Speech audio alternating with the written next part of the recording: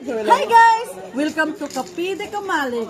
Ang nasa harap ko ngayon, ito yung ating available menu. Ito ang dark choco donut.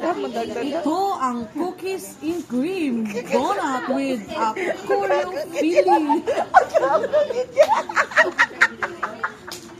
Dami pagkataling kabuhag-hag mo po pala Jollibee. At ito ang tinatawag namin mango graham. Paagyo na si Glenn, no? Hindi tagal na mabintahan, no? Pwede na silso.